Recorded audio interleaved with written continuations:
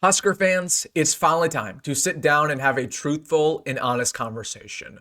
Where does Nebraska go from here? Because there's a lot of positive momentum right now with the program. We're 7-3, our best record in a decade. We have a young, budding star quarterback who's causing a controversy at that position in front of our very eyes. We'll talk about it, what we do there. We have a Heisman-worthy running back. We have improved offense and improved defense and so much more. But at the exact same time, there are some huge flaws with this team that we need to address, not only going into the bye week, going into our final 3 games, but also we need to fix them going into next year, or else it could be detrimental for the Huskers. So in today's video, we're going to talk about everything, where the Huskers go from here, the truth around Nebraska, and everything else you need to know. It's a really quick and honest video, man. I am fired up. If you are too, hit that like button. And also, if you're a diehard Nebraska fan and you're not subscribed, what are you waiting for daily content talking Huskers? It's no brainer. Take 2 seconds. Join the family. Hit that subscribe button. Thank you so much.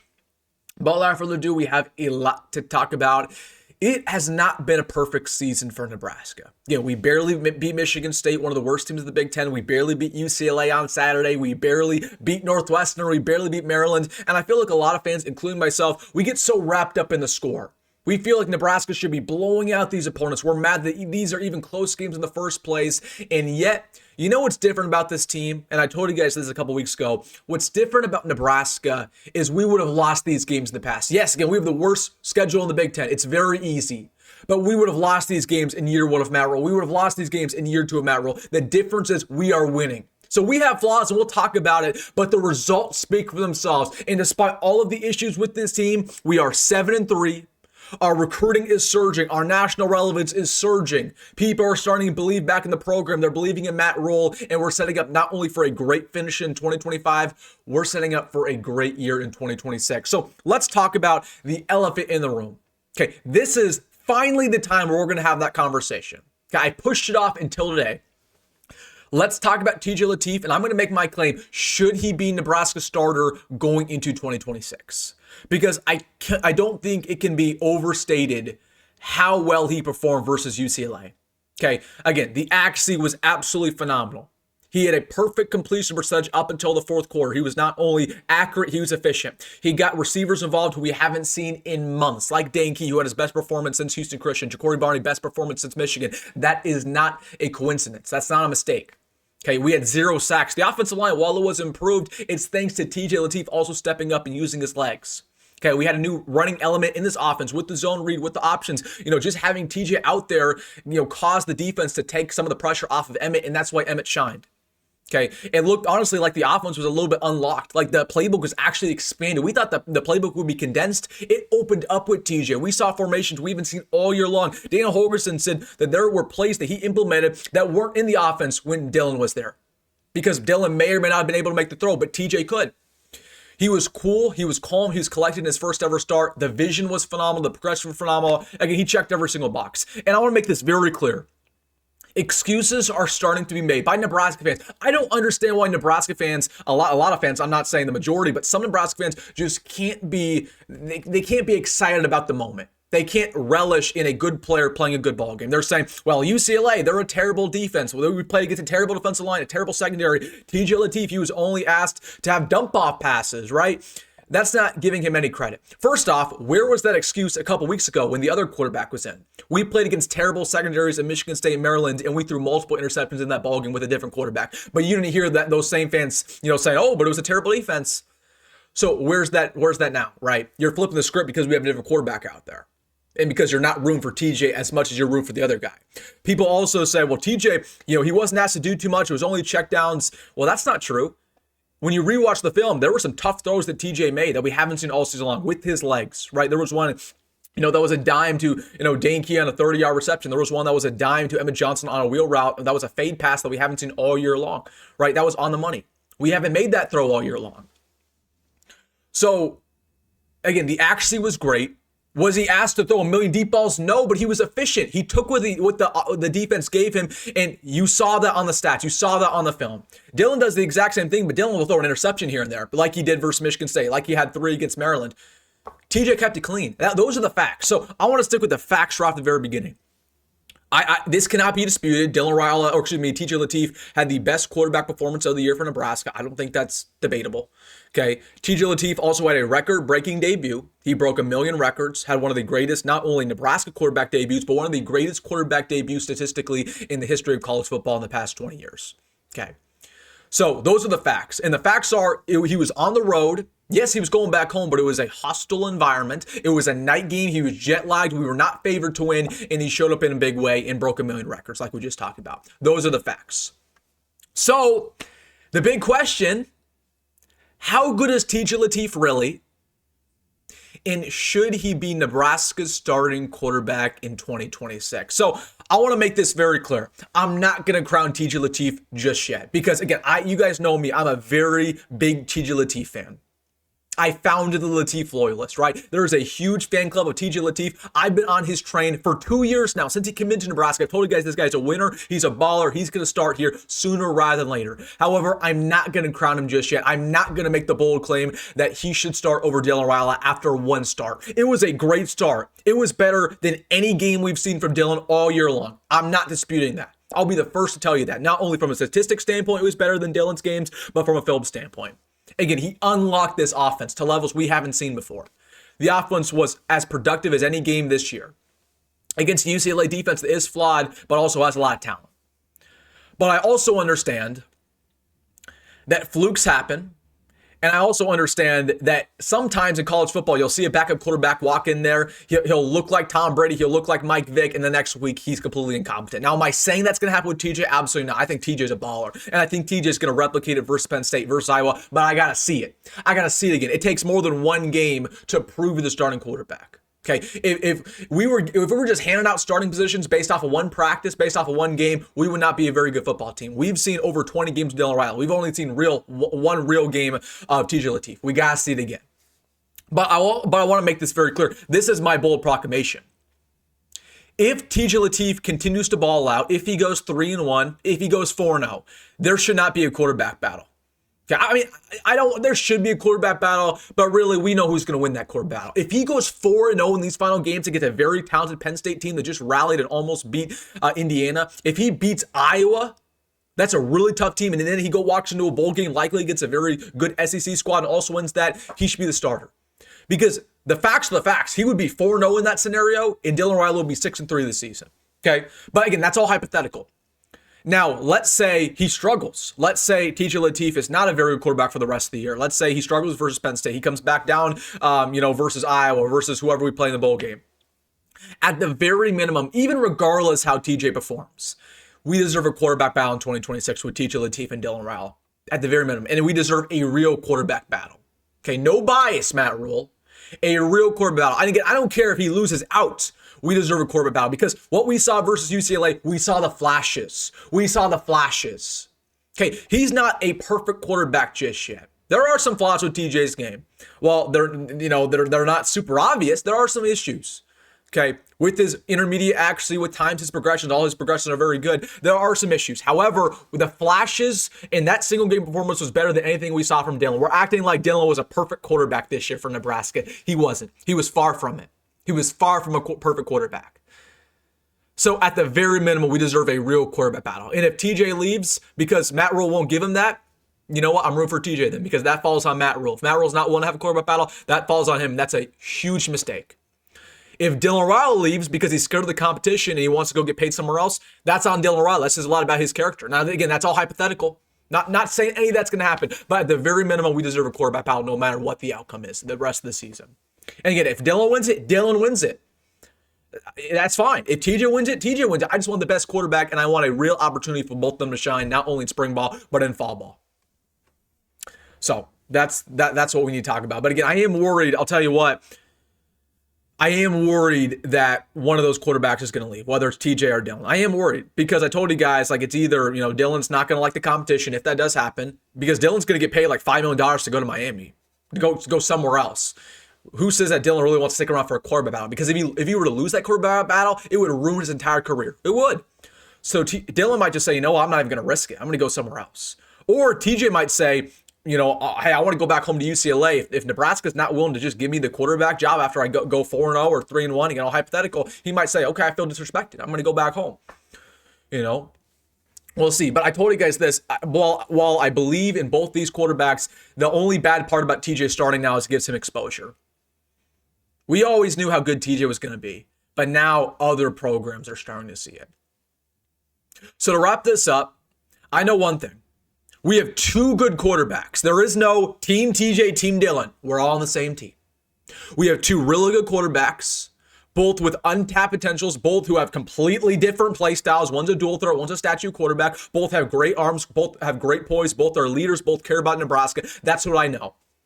And what I also know is that TJ Lateef has 3 more games to prove why he should be Nebraska's starting quarterback in 2026, and he lives up to expectations. He should be our guy. If he falls short, at the very minimum, he deserves a quarterback battle with what he did versus UCLA. And if he loses it, he loses it. But at least give this man an opportunity. Because, again, he had the best quarterback performance of the year versus the Bruins on a short week. He was thrust into action, and he did not disappoint. And I'm incredibly proud of him. So that's the conversation around TJ Lateef, what we do there. I'm not going to sit here and say he's the starter just yet, but it depends on how he ends the year. It really does. All right, let's talk about the rest of this team. Where do we go from here? Okay, where do we go from here with the rest of this team? Let's talk about the positives real quick with this season. Then we'll get to the negatives, the things that we need to address not only for this season, but going into next year, or else it could be detrimental. Here are the positives with this season. Okay, Emmett Johnson has proved that he's one of the best running backs in America. Again, he's special. He's absolutely special. We are blessed to have him. The secondary is still top 5 in America. John Butler, I'll be the first to tell you, he's a flawed defensive coordinator. You see that with the D-line, you see that with the linebackers, but if there's one thing John Butler knows how to do, it's to scheme up a secondary. And this secondary, honestly, it isn't the most talented in the world. Like, we got talent, don't get me wrong. We have Sierra Wright, who I think is really good. Andrew Marshall, I think is really good. But, you look at some other secondaries, they got more talent. The reason why our secondary is so good is because of John Butler, and it's because of Addison Williams.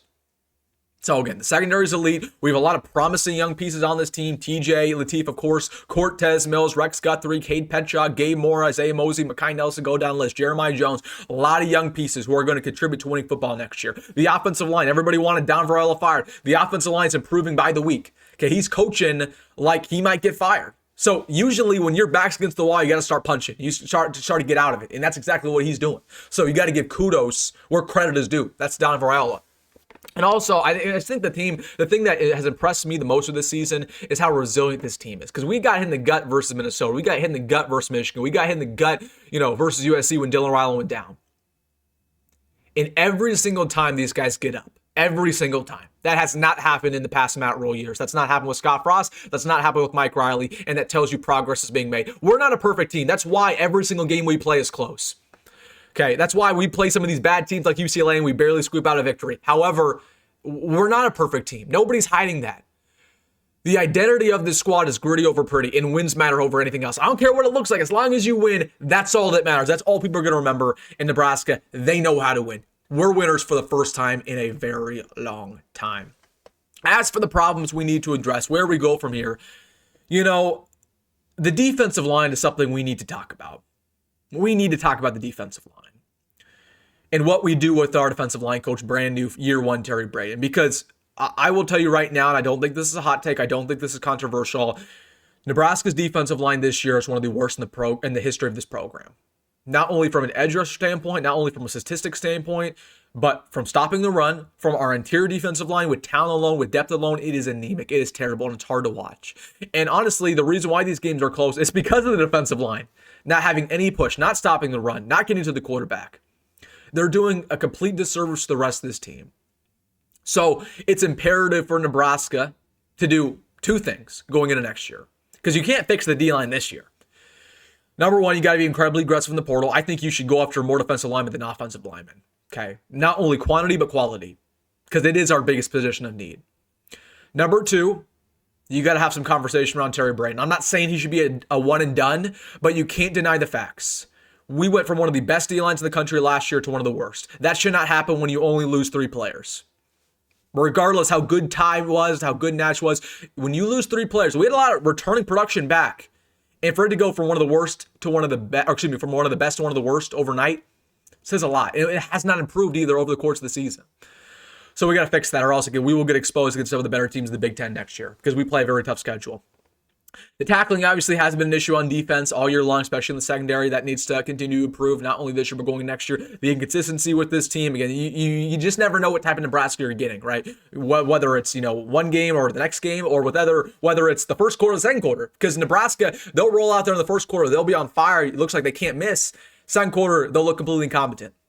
That's a problem with this team, right? Inconsistency. That can't happen versus Penn State. I'll tell you what, definitely can't happen versus Iowa.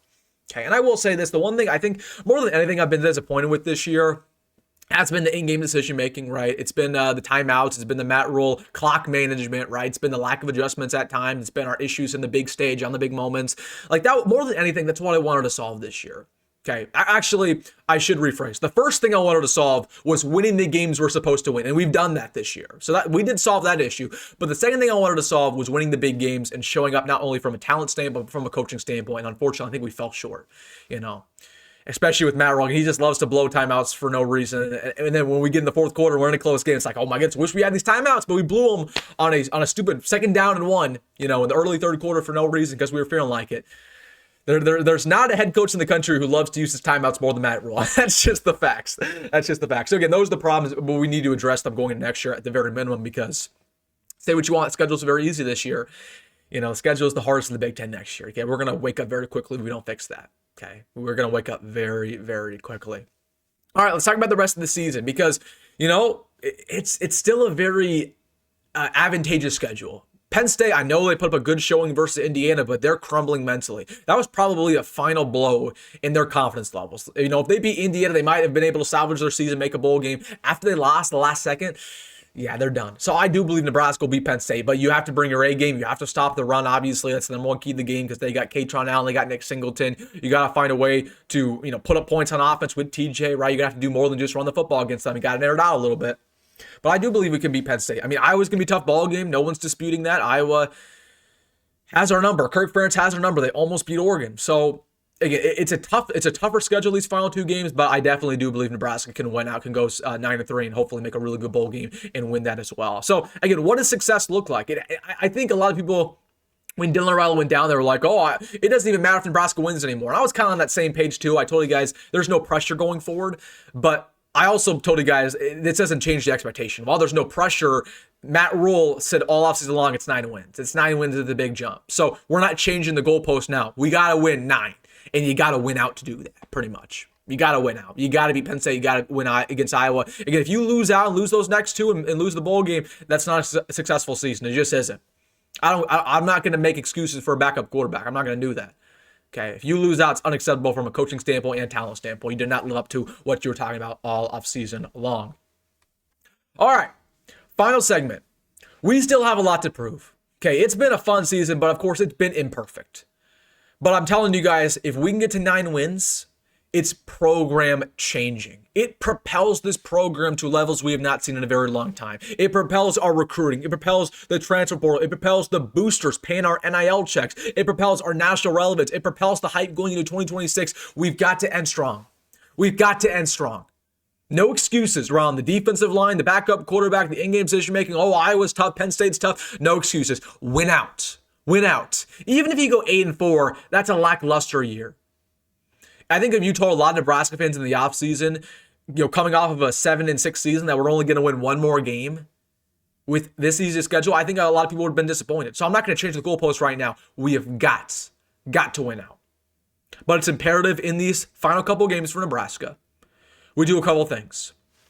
TJ needs to continue to improve. I hope TJ understands that he hasn't arrived just yet. It was a great debut, but we got to see it again. Keep Emmett Johnson as healthy as possible. He's special. This offensive line, it's had nice 3 games. Do it again. Do it again. Stack it over and over and over again. Defensive line, I'm not even asking this D-line to be average anymore. This D-line's not good. It's not great. It's not average. I'm not asking to do such. I just want this D-line to look competent at times, especially from an interior standpoint. And then, at the very most, win this game is inevitably close against Penn State versus Iowa. Pull it out. Trust your confidence. Trust your training. Trust your coaching staff. Do what you've done all year long. Be gritty, not pretty. Get victories. Go 9-3, and then we'll fix a lot going into the offseason. So again, is this team perfect? No. Okay. Is it the year that maybe people were expecting? Probably not. But the results speak for themselves. 7-3, best record in a very long time. You know what? If we can end the year strong, we're going to go out as winners. The seniors are going to go out as winners. and you haven't been able to say that since pretty much the Bo Pelini era. So, all right, guys, let me know your thoughts down below about everything. Big time video, where we go from here. Let me know your thoughts about TJ, about the offense, the weaknesses, and everything else. All right, go Big Red, go Met Roll. Comment down below, hit the like button, subscribe, and I will see you in the next one.